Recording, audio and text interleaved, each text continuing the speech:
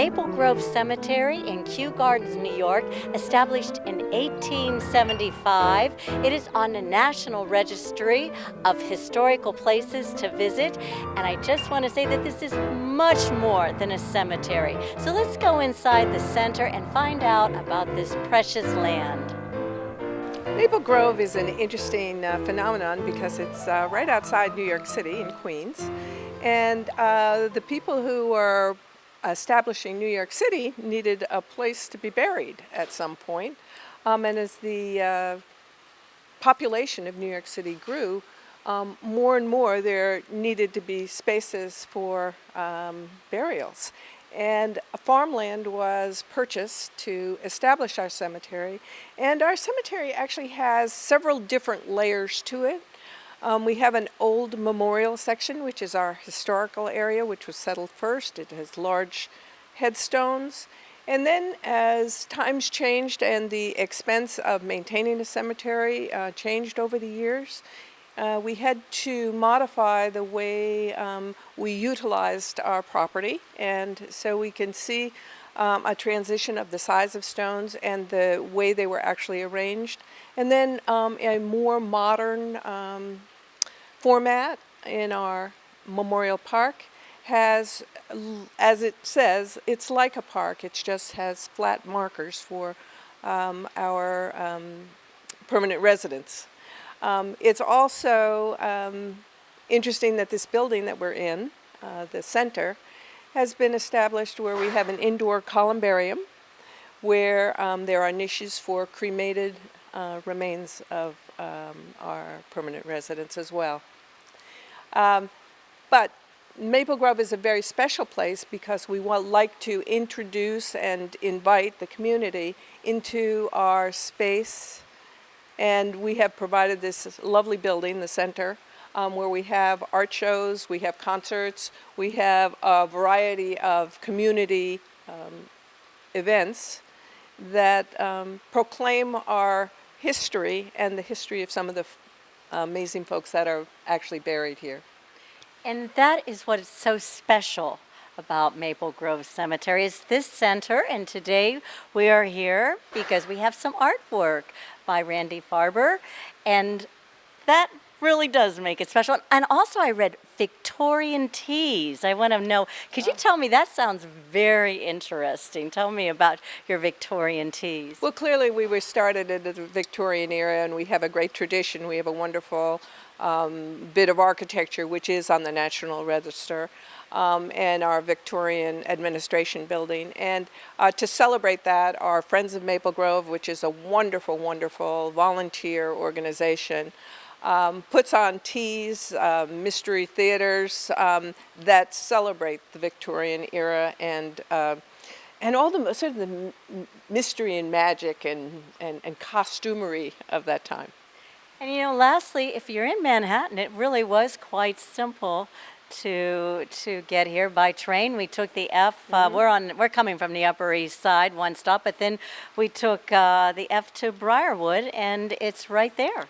Yes, well, and of course, cemeteries in the early 19th century were used as parks because families used to come on Sundays to visit their lost relatives and celebrate family outings. And Maple Grove is truly park-like in the midst of marvelous Queens that can be a little urban and busy. It is a wonderful pastoral place, and of course right now it's in full bloom.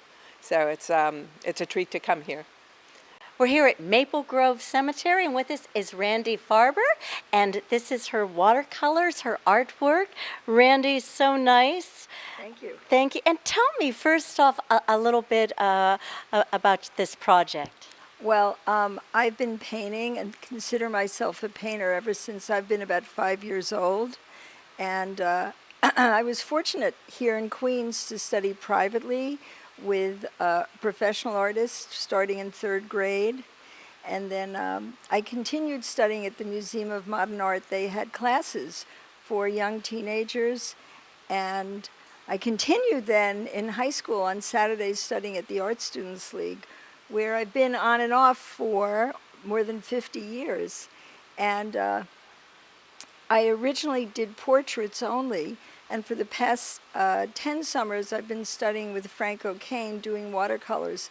So I've evolved from painting flowers that look like flowers, and now my flowers are more about gesture and movement, color and line. And what did Frank O'Kane, what was his philosophy? How did your art change once you started to study with him? That's a really great question. Frank, although he's just an abstract artist, insists that you start with something that's solid, something you're actually looking at. Not like many abstract things that make no sense. His stuff, you really look at it and you get a sense of solidity. So when I paint, I actually have to see something and then I take off from there.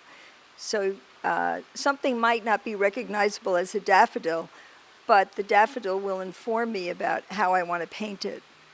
And talk about bold and confidence and courage. Do those elements play in at all to your artwork? Oh, absolutely. And that, again, is Frank's influence, because I think before Frank, I was reluctant to really plunge into color. And I would say at the Art Students League, he's the most knowledgeable teacher as to the use of color. And the color, again, really tells you what the next color is you want to put down. You put down one color, and then it informs you what the following color will be, and also where it should be on your paper or on your canvas. And who are some of the artists that have influenced your work? Well, my mother always loved Chinese and Japanese art, and I'm trying to think of their names, Hiroshige, Utamaro, and they're just things I've always looked at since I was a little girl. I was very lucky here in Queens at PS 173. We had reproductions of all the great masters and impressionists on the walls, so we grew up just thinking ordinarily about art. And on Saturdays, I would be brought to the Metropolitan Museum, which has a great collection of Chinese and Japanese art. And also, in the summer in Queens, we have gorgeous flowers, irises and dogwood trees and peonies, and that really influenced me. And so I love to draw live flowers. I love nothing more than that. Well, how do you keep creating and differentiating one painting from another? What's that process? Well, sometimes you'll be walking and something will really grab you, and you feel as if the only way you can capture it is by painting it. So I like to have felt tips with me or colored pencils with me, so I can draw right then and there. I mean, a lot of people you'll see draw on the subways, and so I liked, especially in the springtime, I like to have colored pencils with me so I can make a quick sketch that maybe later on I'll paint. This picture of irises, I think, really works. One of the reasons being is the composition.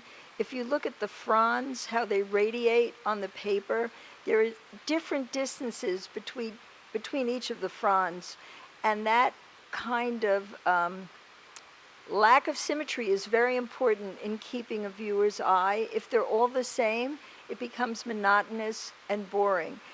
It's kind of like if you think about music, if it's just da da da da da, it's not so interesting. If it's different, if it's da da da da da, you're going to pay attention. And I think I've achieved that in this particular watercolor. And also the way I use the brush captured the spirit of the flower without rendering exactly what the flower was, which again is more indicative of who I am, that I wanted to capture the spirit of the irises, not a rendering, a botanical rendering of what an iris is. That's not so interesting to me because anybody can take a photograph now of an iris and reproduce an iris.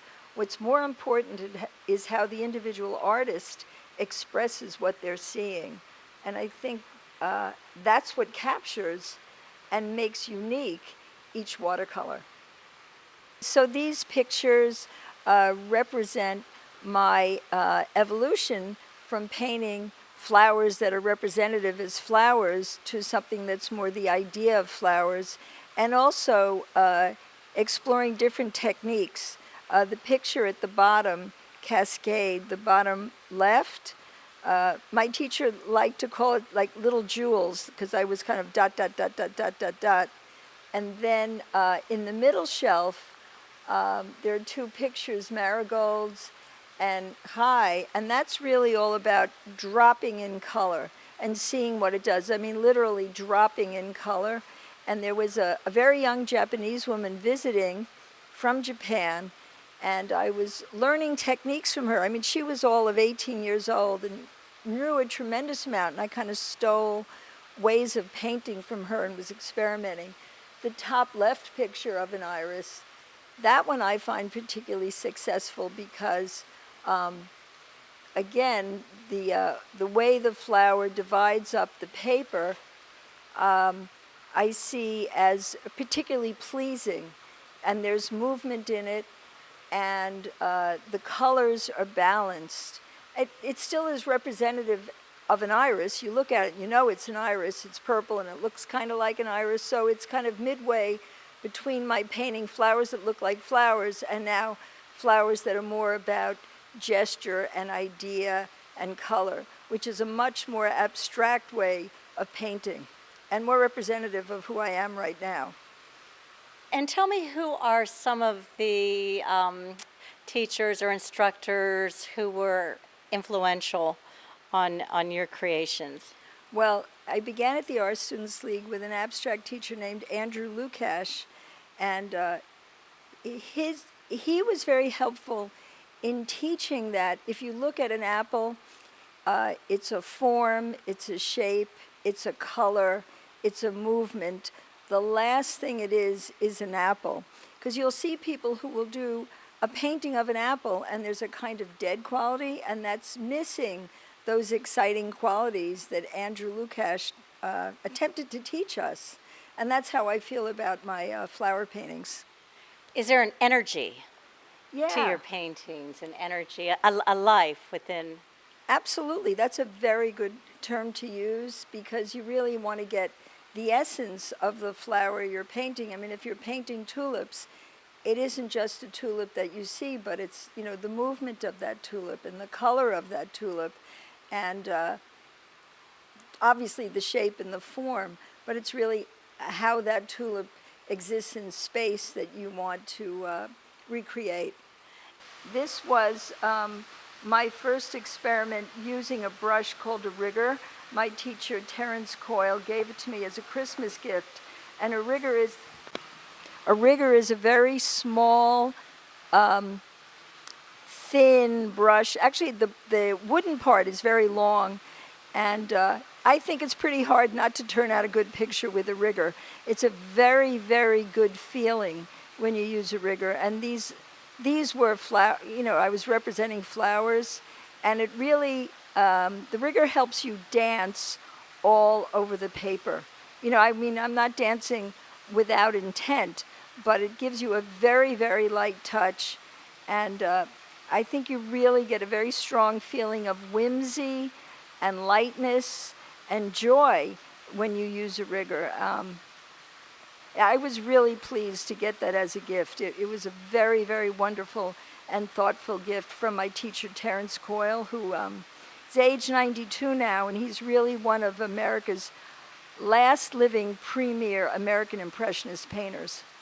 Now, also, what other artists have influenced your work, or, you know, that you looked at and said, I want to be like that artist? Well, I was lucky growing up here in Queens. I went to PS 173, and we were very lucky because the walls were covered in reproductions of Impressionist paintings and the old master paintings. So it was very natural for us to absorb art. And on weekends, my mother would take me to the Metropolitan Museum of Art, where I became very interested in Asian artists like Utamaro and Hiroshige. And I'm very lucky because my brushstrokes, people seem to feel are Asian influence, but it's also because I think of those early exposures. And one of my teachers gave me a brush called a rigger, which is almost impossible to turn out a bad painting if you use a rigger, because you get very light, delicate strokes that really respond to your hand.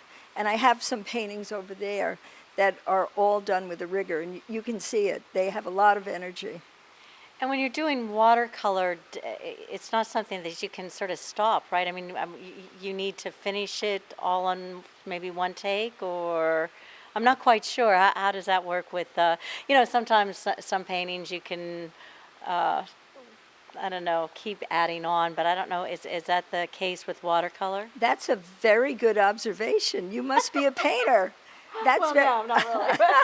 That's terrific, because that's what people say all the time, that you have to kind of get it right away. I mean, people do try to fix a watercolor, but you can't. You really can't do that. You have to kind of get it at one shot. So it really is about that, capturing a moment. So, I mean, that sounds almost kind of zen, but I don't know enough about that. And how do you capture that moment? Do you take a photograph of it, or...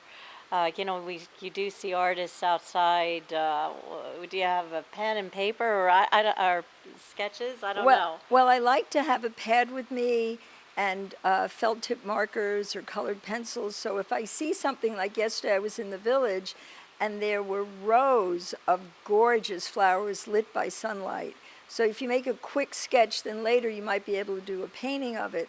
But I really love having fresh flowers in front of me.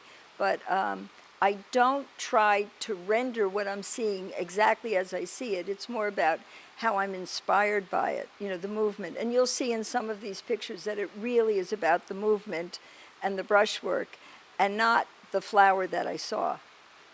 This is really my latest incarnation, which, as you can see, is really kind of wild. But it's really more about movement and shape and dividing a piece of paper than anything else. I mean, there were flowers I was looking at, but and you kind of think it's a flower, but you're kind of not sure. But it's really about how an artist will use a piece of paper and use color to divide space, more than making a picture of flowers. So these two middle pictures are very interesting because they're quite old. They're from 2007, when I was visiting a friend in Maine. They're representations of flowers on her deck. And I painted them, and they were in the back of my car when I went up to the town of Millinocket. My daughter was climbing Mount Katahdin, which is at the end of the Appalachian Trail. And it's a very long climb. I think it's easily 11 hours up and down. So I had a lot of time on my hands, and I went into the local gallery called the North Light Gallery, and I saw they had very good art, not the typical Maine tourist art of sailboats.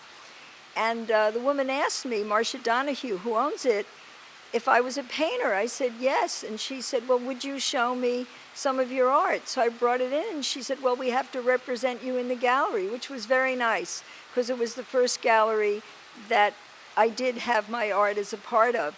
So they're sentimentally important to me, these paintings. And also you can see how they're different from my later work, because, one picture is very clearly bleeding hearts.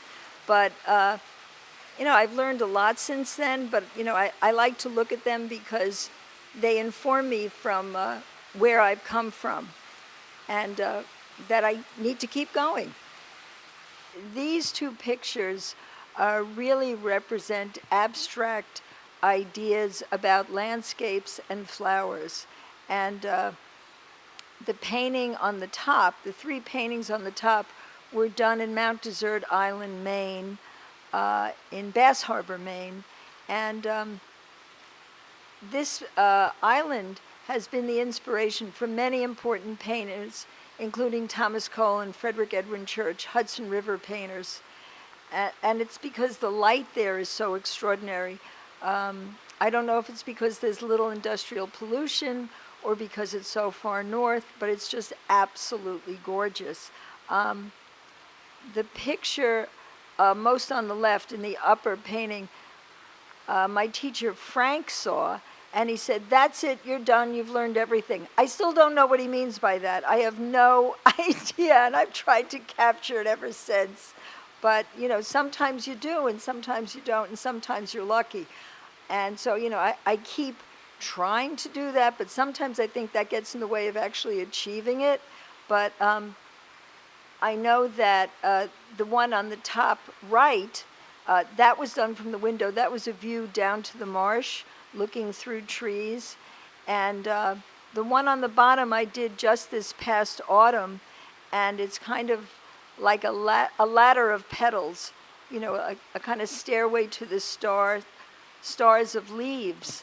And again, there was an elaborate still life set up, but I just chose from the still life what spoke to me and what I was trying to represent. And that has more to do, again, with movement and shape rather than representing individual flowers, because that to me is not so interesting, individual flowers. I mean, I like looking at botanical drawings, and I can draw things very representationally. In fact, I think it's very important to know how to draw things before you abstract from them. And in fact, you can tell when an artist doesn't know how to draw things representationally and does attempt abstraction, because it doesn't hold your interest as much, because it's not so solidly informed. So I think it's very important for young artists to really get the basis before they take off and fly. They really have to know anatomy when they're drawing figures, and then they can take off and do something wacky.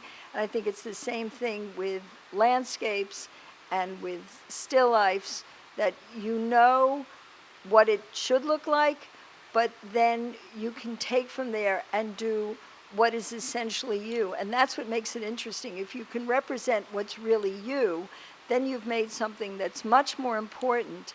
For me, I know with art, I have a horror of what I call the trivial. I can't stand trivial art, and you can get it in a minute when it's trivial. But when it's something that's meaningful, then you've really grabbed your audience. And that's what's important, to really grab someone with what you've done. So this is a portrait of Vivian, one of our favorite models at the Art Students League. In between doing wacky flower paintings, I like to draw myself in and focus on portraits. I find it a very centering experience. If I myself am feeling frazzled, if I really am paying attention and drawing a model with pencil, I find it extremely soothing. It takes about 2 weeks to draw one of these. You start with, they call it finding the figure. And I was quite pleased because this picture, it not just got an award at school.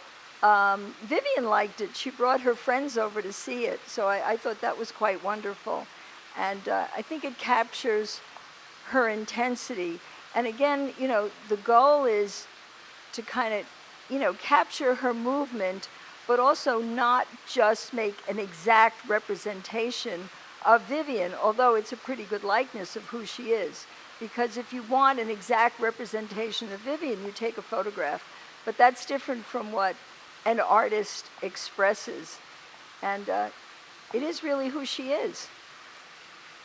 Also in the show is Joe Stouter, and he's on a national tour, so he couldn't be here. But Randy is going to talk a little bit about his work. Joe has been a fellow painter of mine for the past 14 years. He's a wonderful painter.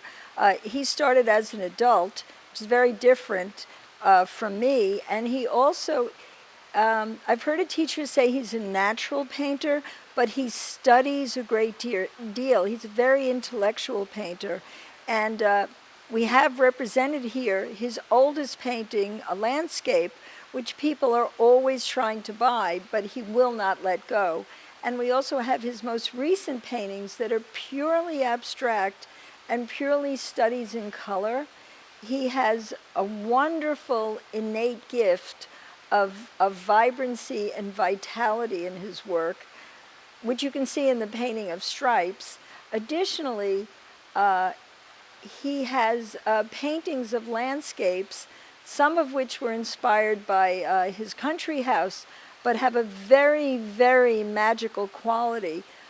He's inspired a great deal. I know he admires the work of Wolf Kahn, and I'm trying to think of, there are abstract painters that are, Mark Rothko obviously is very, very important to him. Mark Rothko, who had been one of America's most important painters, began at the Art Students League in the 20s when he was Marcus Rothkowitz, and he originally had come from Russia when he was something like Markovich Rothkovich. But Mark Rothko is super, super important painter.